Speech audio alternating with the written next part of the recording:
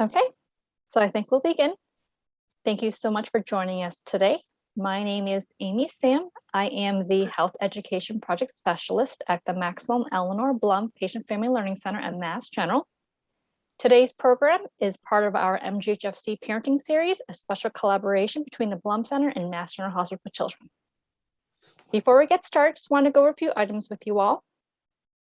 Please note that today's session is being recorded for educational purposes.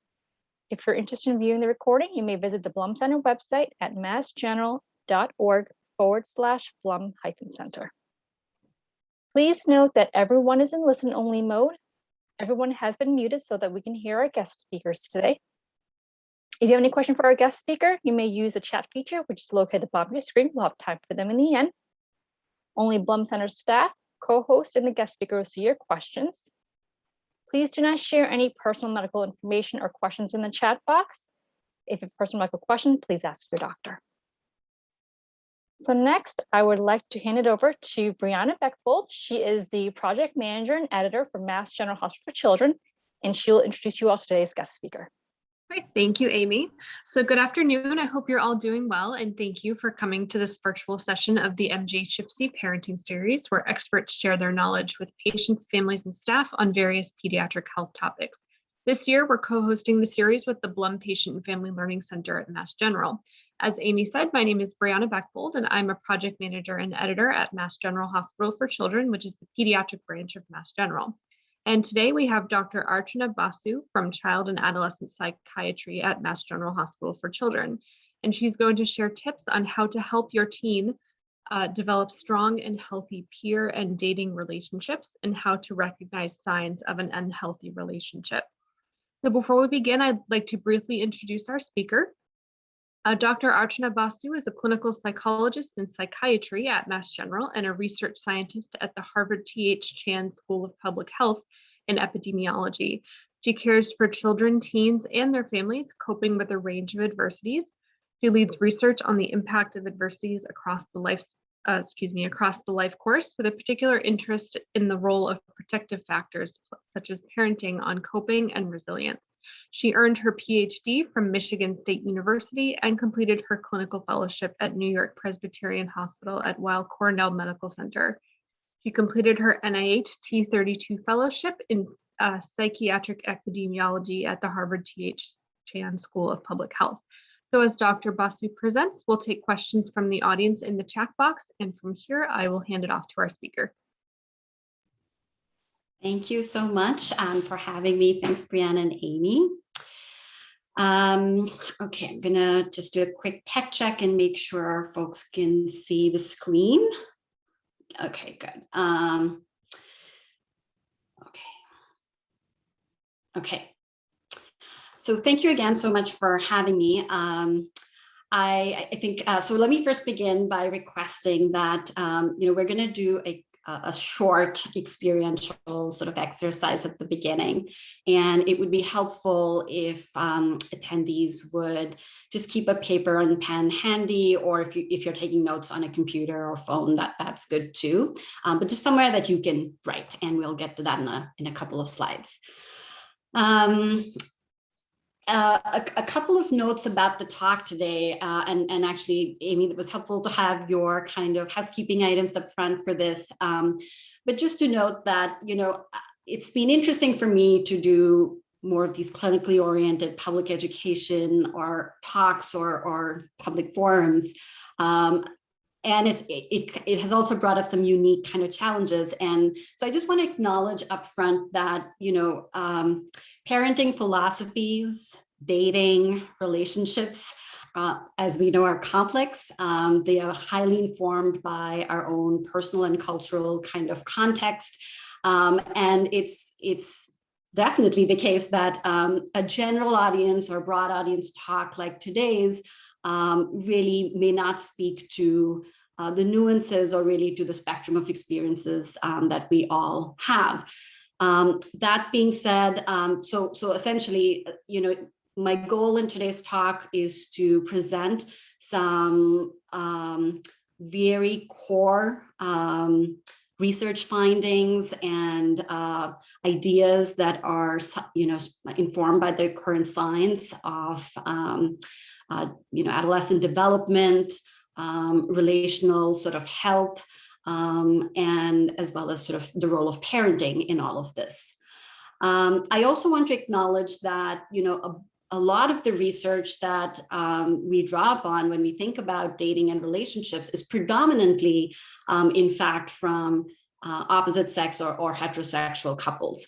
While that has changed over time, and there's certainly a much greater body of evidence now for people who have more diverse sexual orientations, that also, or more diverse gender identities, I think this is, there are many more sort of nuances and layers to those experiences, including for dating.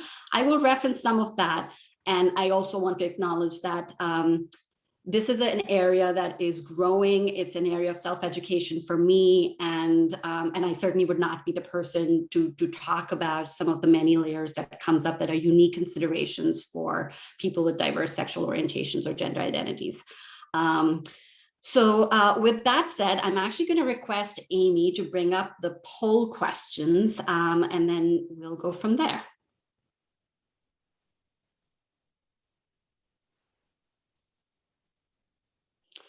So the first question is about the average age that children and teens in the United States start dating. And so please go ahead and pick what you think is the more likely age range. And these are easy questions. I suspect that most of us will probably know this.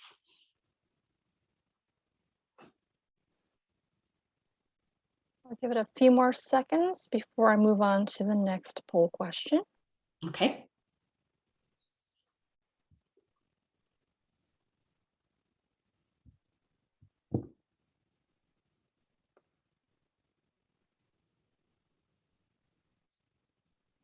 I'm going to end the poll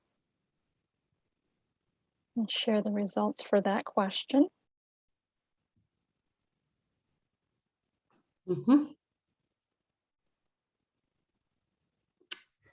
And indeed, the majority is right. It is sort of 12 to 14, and we'll talk a little bit more about that.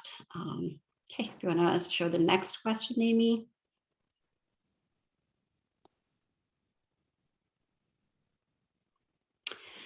So this question is about one of the more extreme types of unhealthy, dysfunctional, and harmful types of experiences in dating or a romantic partner relationship. So the question is about what percentage of students in the United States experience being physically hurt in some way by a romantic partner, in typically like a year.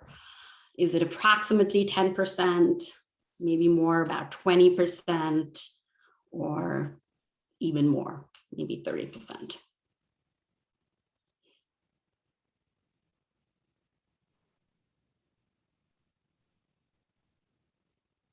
A few more seconds before I close that poll question.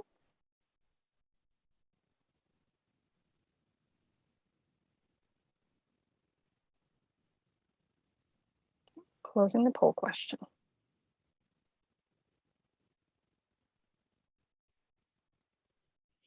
A bit more of a spread. So most of the available data for sort of past year incidents shows that it has been approximately 10%. And then I'll talk more about this. And there's one last poll question, and then we'll move on. So this is about kind of the majority of the focus of the talk today, which is, when is the ideal time to really learn about healthy relationships, given the context of the talk today about dating and romantic relationships. Is it really start as early as possible before the age of 10? Is it just before the typical age that, young people start dating? Really best while they start dating, or better to hold off and wait? And perhaps you think it's any of these times.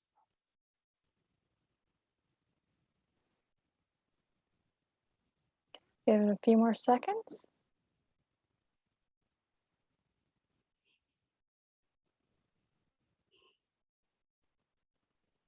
All right, I'm going to close the poll.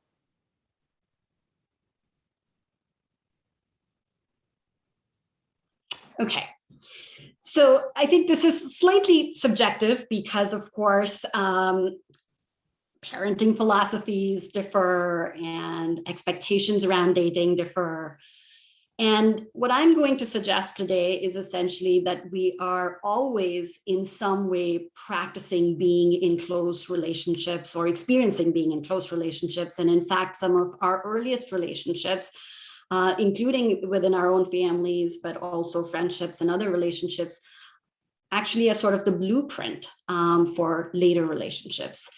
And so the idea of what are healthy boundaries in a relationship, and the concept of relational health can really start at any time and really as early as possible is part of it. Obviously, the content of what you might discuss will evolve over time based on the developmental stage of a child.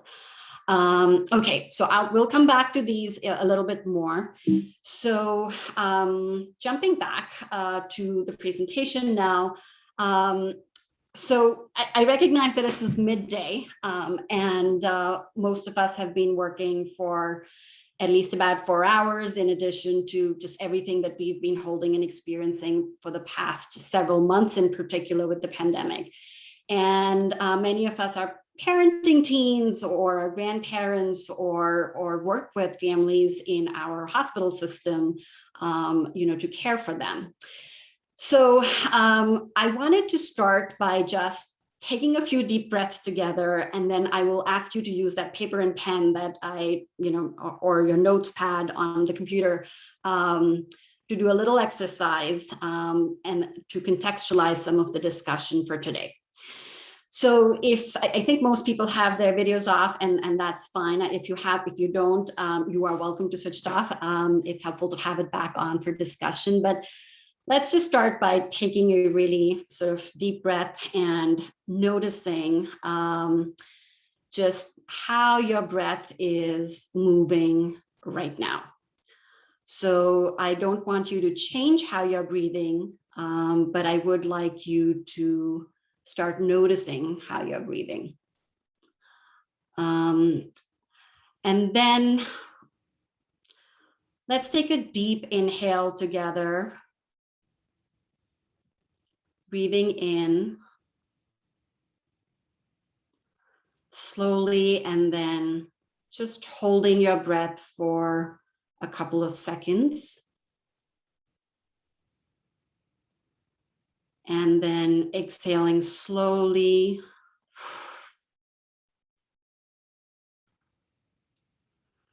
And holding that exhale for as long as you can, a few seconds.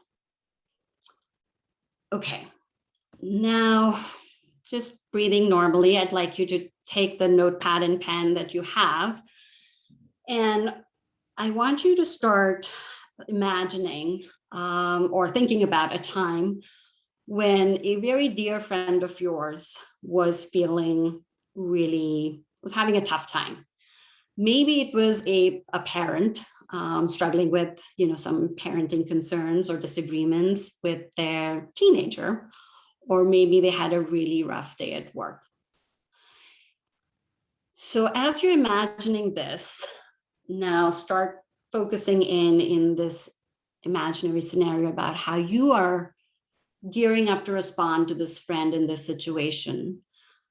And in this fantasy, you have slept 8 hours and had all the meals and you're hydrated. So you are in a restful, responsive, but not reactive place and really present for this friend. So now I just want you to write down, as you're noticing this, what urges or emotions come up for you. So for example, you might notice the tone in which you talk to your friend. Do you notice an urge maybe to wrap your, arms around this friend you've known and give them a hug. Maybe you notice an urge to problem solve or to support them in some practical way. So if you could just write down 1 or 2 words or phrases that you notice. Now, shifting gears, I'd like you to think about a time in your recent past, in the last, let's say, couple of weeks or month, that felt distressing or challenging for you in some way. And maybe it was, again, a parenting situation, a concern about a partner, something at work. And now I'd like you to write down, as you're imagining or remembering this situation, what you notice about yourself in terms of how you responded to your own situation. Note the tone in which you thought about things, talk to yourself. Maybe you remember how you spoke to a partner or even perhaps to your teenager. And I just want you to hold these 2 things. I'm not going to ask you to share it, but we will come back to this somewhat later.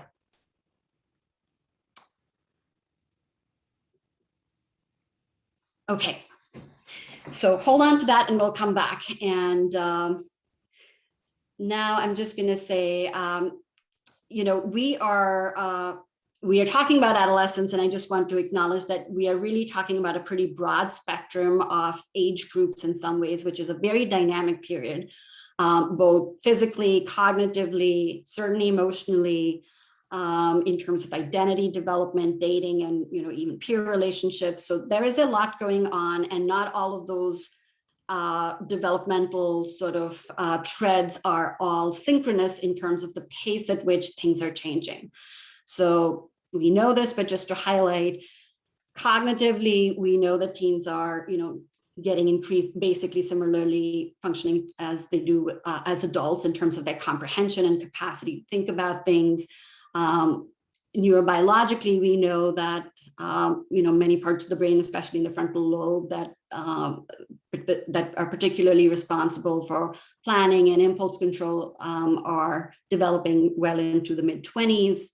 And emotionally, they're going through, what might be typical for them in their unique context. But generally speaking, they are increasingly exploring independent exploration, developing a sense of themselves in the world and in their network of relationships, and perhaps starting to think about or experiment with this dating and relationships, moving from their family of origin to sort of a family of choice. And as they do that, the first sort of phase of it, it's often about excitement. Who are they attracted to? And our goal is, it's great to look for excitement, but how do we help our children and young people to sort of, look for the excitement, but also really to focus on and stay for the respect, love, and caring that we hope they find in relationships. So to that end, I'll be talking about, recognizing some relationship patterns and then some key sort of skills that are helpful in building healthier relationships. And then I'll just provide some resources that I won't discuss, but we'll just talk briefly about. When I was originally invited to give this talk, it was actually in the context of the fact that October is Domestic Violence Awareness Month. And in fact, most of my early research really was focused on partner violence. And one of the reasons we had those poll questions was that, most people not only start dating in adolescence, they also experience dating violence, partner violence, and other types of very dysfunctional sort of partner relationship dynamics in their adolescence. So it is striking that when we think about domestic violence, we're often thinking of adults, but in fact, the time to start thinking about this is much earlier in development.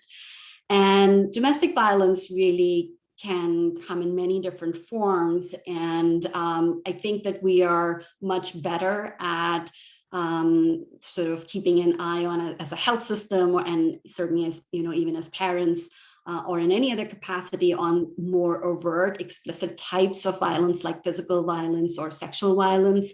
But when it comes to things like stalking or psychological aggression, which can happen both in person, but also all of this can happen online. I mean, sexting is considered a type of sexual violence when it's sexting without consent. Or stalking, which is this sort of repeated unwanted attention or contact by someone that causes fear or concern for one's own safety and well-being. Or psychological aggression, which is the sort of verbal or nonverbal communication that is, with the intent to harm and can hurt people both mentally or emotionally, and is really sort of a way to sort of gain control over another person. Most people actually experience this beginning in adolescence. So, in terms of some of those key facts that we were talking about, dating in the United States, as per some data available from the American Academy of Pediatrics, actually begins, depending, for boys and girls, it is different. And it begins about 12 and a half for girls and 13 and a half for boys. And it's not dating in sort of the individual dating, solo dating that we think about for, older teens or young adults. But going on dates as groups is often a common way that this starts.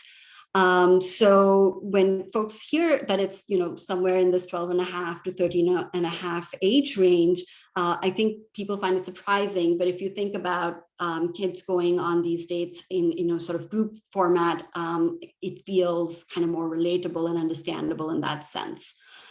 There are, CDC data essentially show that about, quarter of women and 15% of men have experienced at least one of those forms of partner violence that I showed earlier before the age of 18. Females and sexual and gender minorities report experiencing partner violence at a much higher rate relative to males or other sexual or gender sort of majority groups, heterosexual couples. Adolescence and young adulthood is one of the prime periods when people report experiencing this.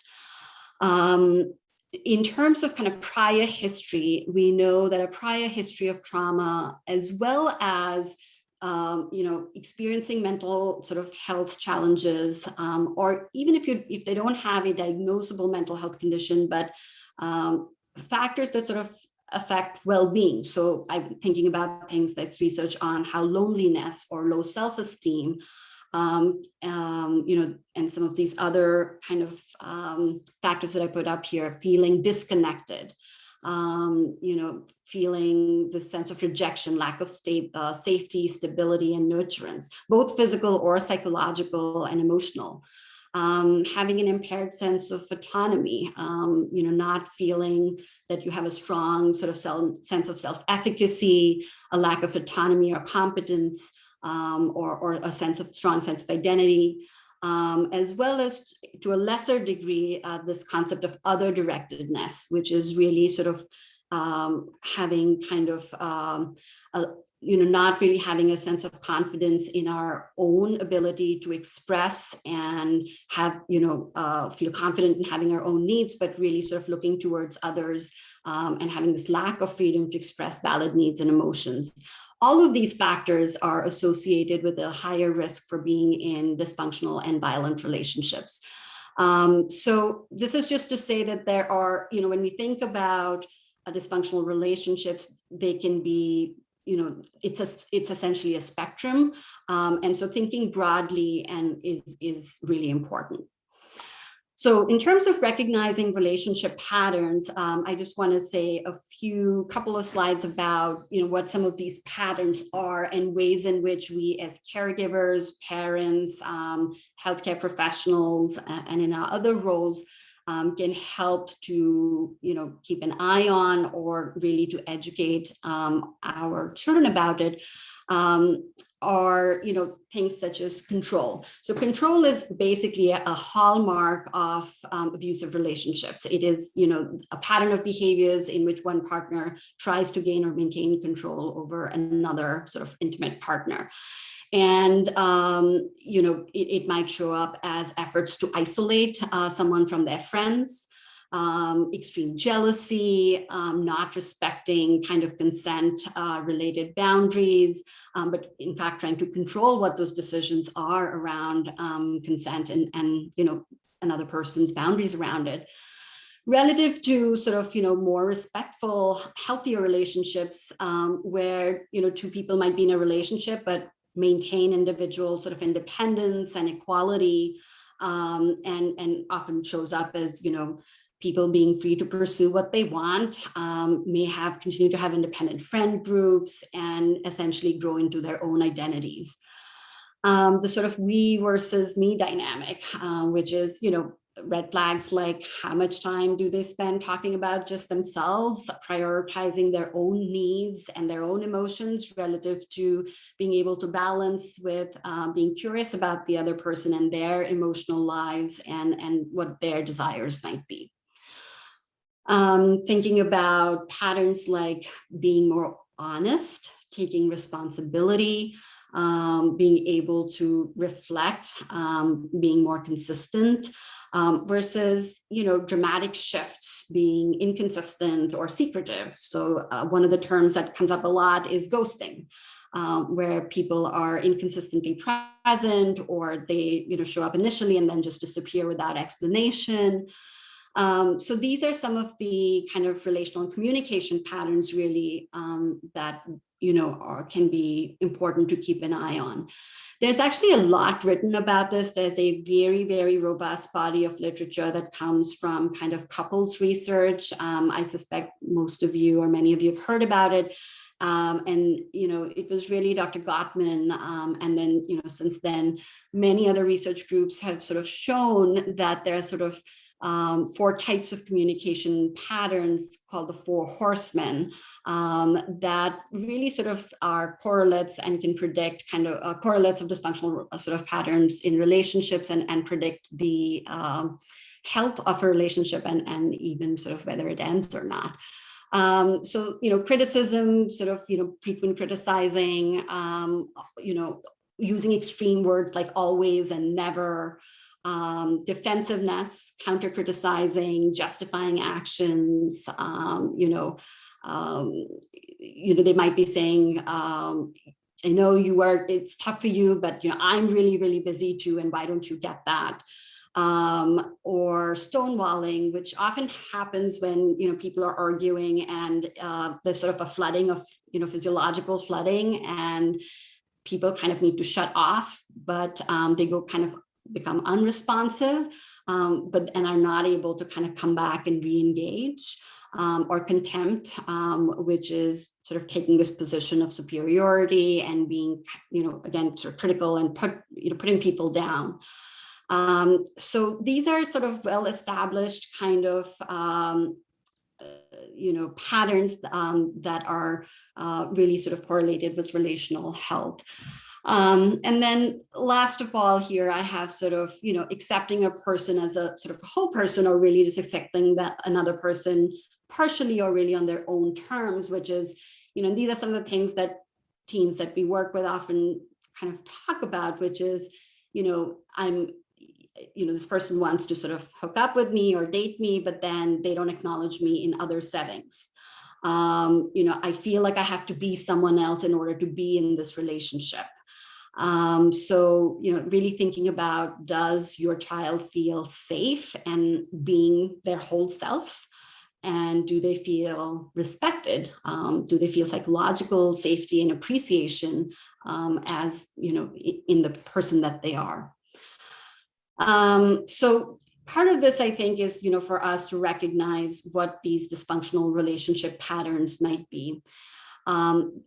I think another layer to this, and just to note, this is a lot, there are lots of different elements to listen, any one of these could be a much more detailed talk, but I did want to say that you will find lots of online resources now, which are a bit like kind of like quizzes you can do, which is sort of a self check-in you can do about your own relationship health.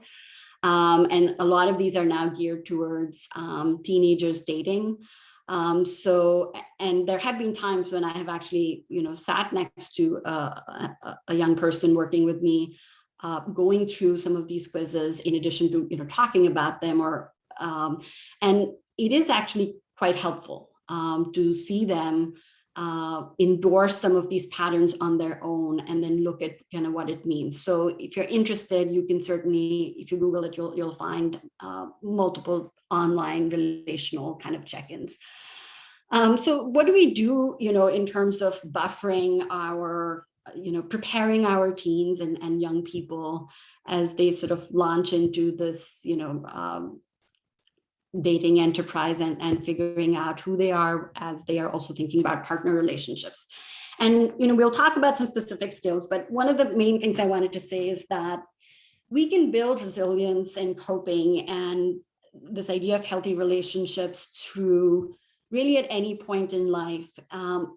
And to say that, a lot of this comes from our children's lived experiences. So all of us have our own unique, histories, experiential legacies. And if you think about it, all of it really occurs in the context of a, rich network of relationships with parents, friends, cousins, schools, work, etc. And so the reality is that our experiences basically serve as a blueprint for future expectations and even what to expect in partner relationships. So the fact is that parents, caregivers, and really larger systems, school systems, public policies, they are always communicating something. It may not always be explicit in terms of teaching something in a didactic forum, but we are always communicating something to children. And it may be intentional or it may not be intentional, but children are always experiencing this. Young people are always learning from it.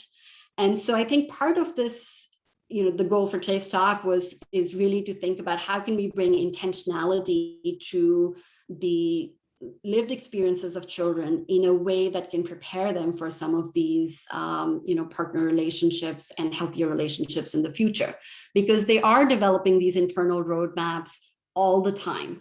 They are learning whether it's safe to express themselves, safe to, expect things from other people.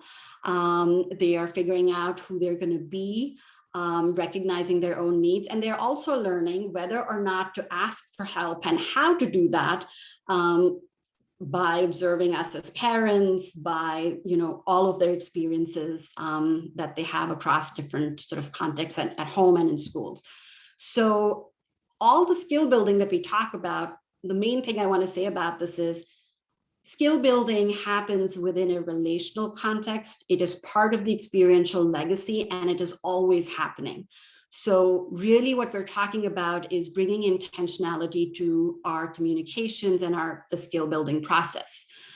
So the first skill that I want to talk about is sort of the idea of, talking about emotional awareness as a superpower.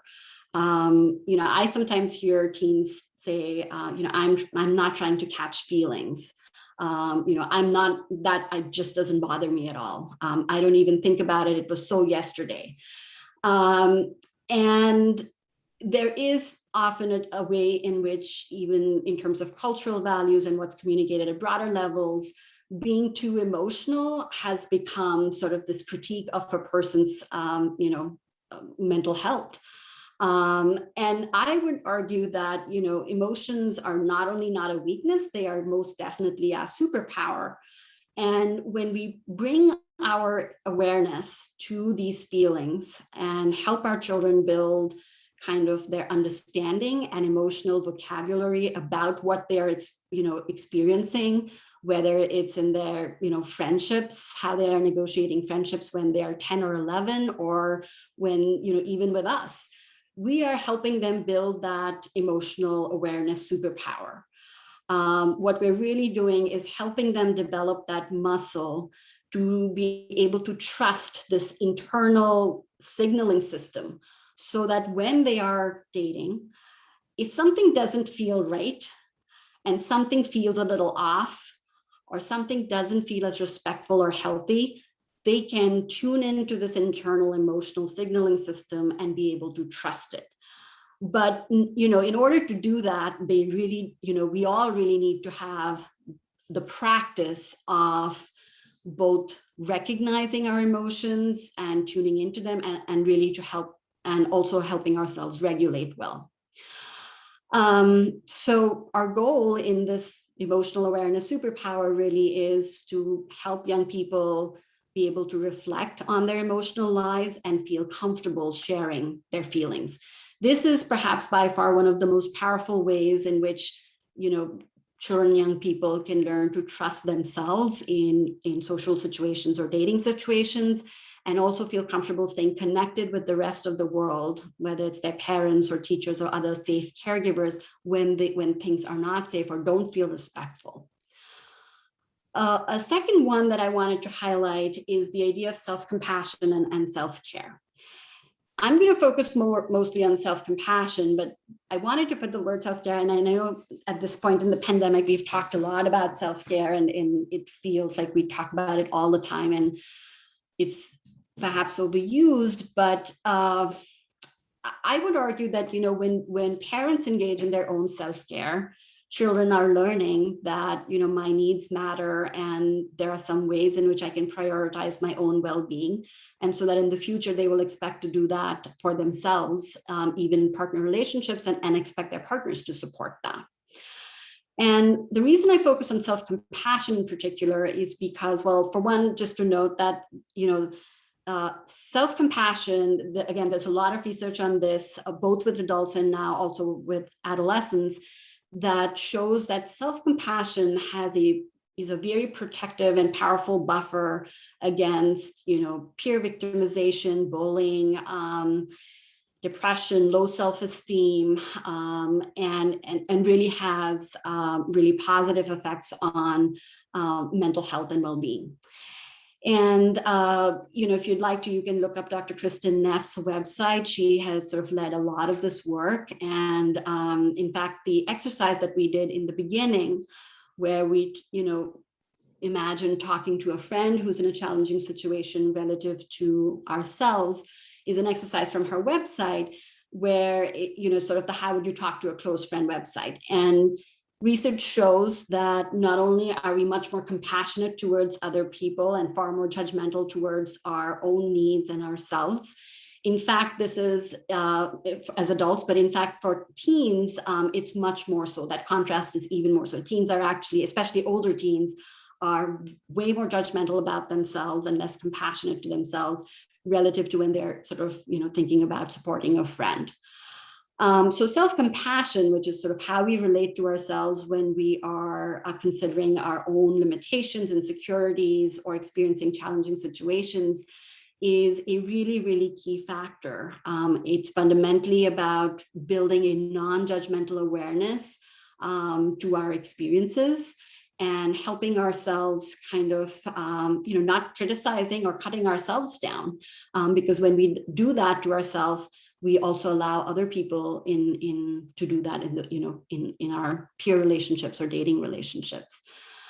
I just put this, I went back and forth on whether to talk about gratitude, and, you know, I'm not going to talk too much about it, but the reason I brought it up here is because I actually find that, especially for adolescents, you know, when they're coming of age, they're very self-conscious. They have a heightened awareness of what other people are thinking about them, you know, the sort of imaginary audience who's there. There is so much of a focus on themselves and, you know, how they look especially. And we know that body image is a really big part of this, and comes up pretty consistently in some form or the other in working with teens. And I think part of self-compassion is also like practicing this, gratitude, and all of these skills that we're talking about, building emotional awareness, self-compassion, practices of self-care or gratitude. These are all things that can be built over time with practice. And I think one of the things that I have found really helpful and powerful in working with teens has been, talking about body image issues that often come up for adolescents, and creating and using gratitude around gratitude practices around the body, and that they have the sense of acceptance and the gratitude around all that their body does for them.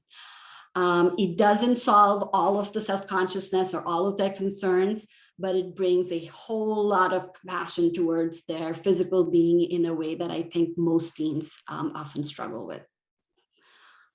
And the last sort of element of these skills that I want to talk about is communication. So we talked a little bit in the beginning about communication, dysfunctional sort of communication patterns, the 4 horsemen with Dr. Gottman's research.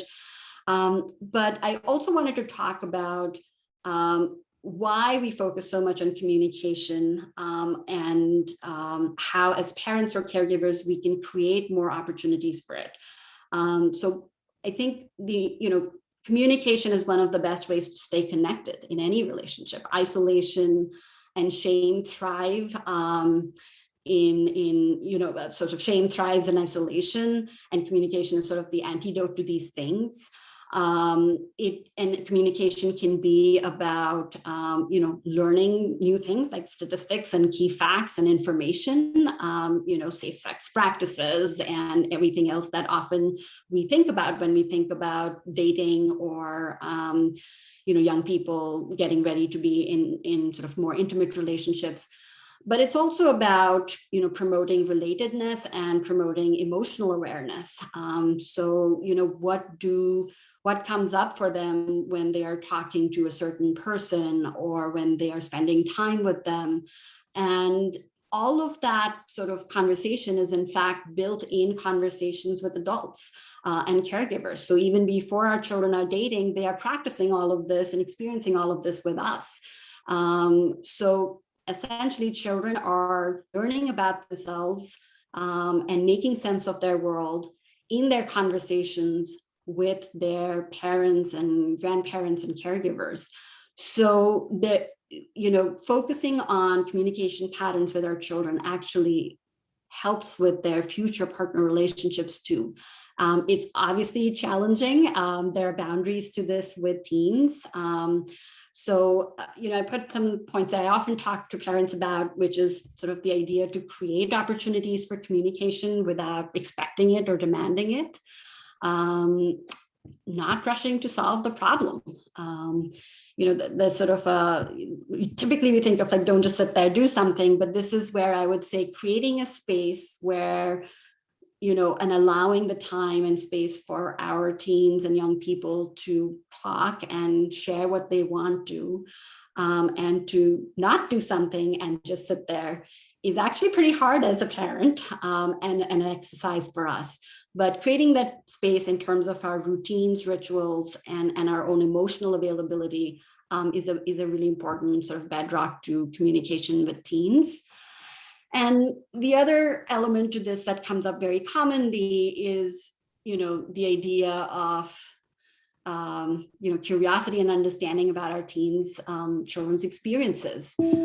I often think of this as, I often tell myself really is, to love is to learn. It is to become curious about another person's experiences and their perspective. Another sort of dimension to this is the skill of validation, which sometimes people think about this as, if I don't agree with my, adolescent child, I don't want to sort of validate what they're saying, but that's sort of actually not what validation is. Validation is not about agreeing with them or giving up your perspective. It's really about understanding the other person's perspective and their experience so that they feel understood and eventually hopefully loved. And so when young people have the opportunity to experience this type of validation with us as parents or caregivers, they come to expect that and often use that in their own future relationships. So, this is just a good schema, schematic that I wanted to put out there. It's easy to talk about this as, validation and creating space. And we know that, in fact, things can be somewhat,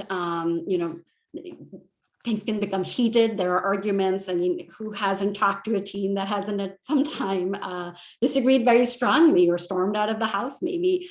So just to say that, we can, in our own way, model for our children ways to get to a place where they are more able to engage in some of these communications and how to disagree, and how to talk about disagreements, by modeling some of this, which is first to regulate, which is to calm ourselves down, and any number of these behavioral practices before we try to connect. So calming self before we connect and relate. And then, really before we correct, if at all that, then get to, reasoning and reflecting. And this schematic comes from Dr. Bruce Perry, and he talks about it in a very specific context of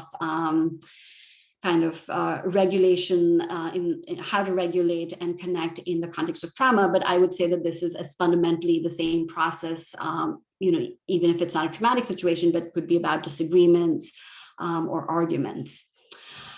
That being said, I'll just add, last of all, that, I've talked in broad strokes about statistics and, some skills, common skills that are valuable in thinking about communication with adolescents, and skills that buffer their well-being.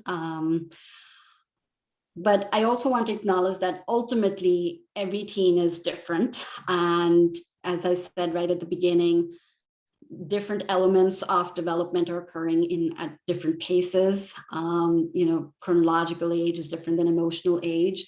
And each child has a different temperament and personality, and a unique family legacy and experiential legacy. So ultimately, I recognize that each parent or caregiver really knows their child and their teen best. And knowing that this is this whole other person separate from us who is exploring their own identity, we know them and we can continue to listen and allow them to lead as much as possible. And in these interactions with us, children can and do develop the expectations that they do for future relationships, because in their repeated conversations and experiences, by disagreeing with us and feeling safe, heard, valued, and respected, they can develop templates or blueprints that they then bring to their future relationships. And so, in fact, to that end, I would say when parents share their own mistakes or challenges with their children, it actually gives them permission to talk more openly about their own without feeling, shame or worry about themselves. Teens often like to talk to people other than ourselves and as parents. And so I think, that happens naturally, but I think also being intentional as parents to think about, what is the support system and village we would want our children to be scaffolded by is really, really important. Who are the other safe adults or people in their lives they might speak to, talking to them very explicitly about that, to say that, well, if you don't feel comfortable talking to me, maybe you want to talk to, your uncle or your cousin. And I would say primary care doctors. So I love pediatricians. I work closely with them, and often as a healthcare professional, I would say I have been really impressed by the number of teens who have said, well, why are doctors asking me about my dating relationships? And some of my work sometimes does focus on this idea of, why relational health is actually so important. It is fundamental, not just to our mental health, but our physical health. And, primary care doctors often work with our, children and teens well into their young adulthood. So there is this continuity as they become more autonomous, and where they have opportunities to practice talking about their relationships, talking about their health with a trusted sort of expert whom they've known for a while that is not a family member. And then lastly, thinking about who you can speak to. There are so many cultural, generational, or other differences, in values, rules related to dating and partner relationships. It's not just challenging for our teens, it's also challenging for us as parents. And so thinking about what are the support systems that we might benefit from. So with that, I'll end by just showing you this infographic that I'll send, but this is actually from the CDC website. And I just wanted to share this because I was actually pleasantly surprised. For years when I have given these types of talks, I have actually tried to draw the schematic on my own in PowerPoint and was so thrilled to find this readily available on the CDC website. But essentially this, what it shows is that there's always opportunity really at any time to start thinking about relational health and building the skills. These are just some of the resources, and they range from kind of more typical, questions for teens around safe practices in dating and psychological safety and healthy patterns in relationships and how to recognize dysfunctional ones. There are also links to the Gottman Institute that I mentioned earlier. Websites that talk more specifically about dating violence, as well as the unique needs of LGBTQIA sort of communities, and some resources related to more emergent needs, if that's something you feel that a teen that needs. Okay, so with that, I thank you for your attention, and I'm ready to chat about any questions that might have come up. Great. Thank you so much, Archana. So our first question that has come through in the chat box, what are some strategies to build self-compassion? Yeah, that's a really great question, and it's something I try actually to practice myself. So, it's children learn best if we practice this with them, if it's really sort of a family practice. In terms of strategies,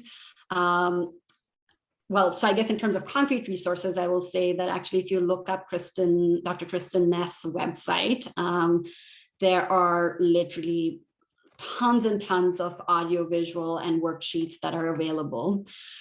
And I just want to say that besides those concrete resources, self-compassion practices can happen really at any time during the day. It can be before a talk like this, for a nervous presenter about not judging themselves too much. It can be about, on a 5-minute sort of break during work or the drive home. The point is to build your sort of attentional awareness and muscles, sort of, so to speak, the psychological muscles, to bring our attention to where we judge ourselves too much and how critical are we, to bringing more compassion and maybe gratitude to different parts of ourselves, particularly the ones that we feel most vulnerable about. So I guess. Okay, thank you. Our next question is, do you have any tips on how to start these conversations with my teenager who is very closed off toward me? This is actually one of the most common questions that comes up. And, not knowing specifics, I guess I'll just say a few broad things. One that, there are individual differences in obviously sort of personality styles. Some people are just much more expressive naturally, and others are not. And it can be really hard if, as a parent, you are more expressive than your child and wish that they would sort of, express more. And so I would say that a lot of this, so that's one element of it, I think, is acknowledging and perhaps maybe even accepting, some of these individual differences, which can in fact be very challenging. And also recognizing that there might be other reasons why a, teenager may not be talking too much. So I think also relying on that idea of like building a village. So sometimes teens will talk much more to, another family member or a cousin. And so I often think about, well, they're going to hopefully talk to someone. I would love to sort of guide them, or at least suggest people that I, whose judgment I trust. And so it could be a cousin or another friend or, someone in the family. It could also be, like I said, a healthcare professional, like a pediatrician, but thinking more broadly about who those people might be. And lastly, I think, creating some of these rituals. I often find that, it's on the quiet drive home that suddenly, unexpectedly, the conversation about what happened in school might be brought up, or, when you're washing dishes together, like in this very routine manner. So I think just creating those opportunities where you're present, but not expecting them to talk, may just allow them to bring it up at their own sort of time and comfort. Okay. I'm just checking to see if anything else has come through.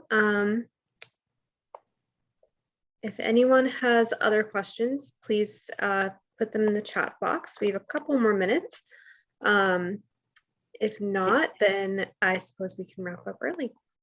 Yes. I spoke too soon. What is the difference between what is the difference between self-care and self-compassion? Great question. I also noticed somebody else just said they would like the links to be, yes, and the resources. Yeah, I'm happy to provide that. Self-care, I would say, is sort of a very broad umbrella of many different strategies that we can be using to essentially, take better care of ourselves. And so everything, like, I think self-care is a much broader umbrella, and self-compassion is a much more specific kind of skill. So I would say self-compassion is a type of, self-care, can be thought about as a sort of skill within the broader self-care umbrella. But self-care could be everything from, sleeping better, eating better, exercising, practicing mindfulness, making sure you're socially connected, et cetera, et cetera. So all the things that benefit us. So it's a broader umbrella, I would say. Okay. That's helpful. Let me see. Okay, I don't see anything else coming in. But thank you so much, Archana. As always, you always are such a great speaker and always provide lots of great tips. It's my pleasure to be here. Thank you for having me, and thanks everyone for coming. Yes, thank you. Thank you. And as I had mentioned earlier on, if anyone's interested in viewing the recording of today's session, it'll be available on the Blum Center website at massgeneral.org/Blum-Center. And we received a couple of comments in the chat about getting a copy of those resources. So if you actually want, you can email the Blum Center if you'd like at pflc@partners.org, and any resources that you shared today, we'd be happy to send them over to you. Thank you so much, everyone. Have a lovely rest of the afternoon. Thank you.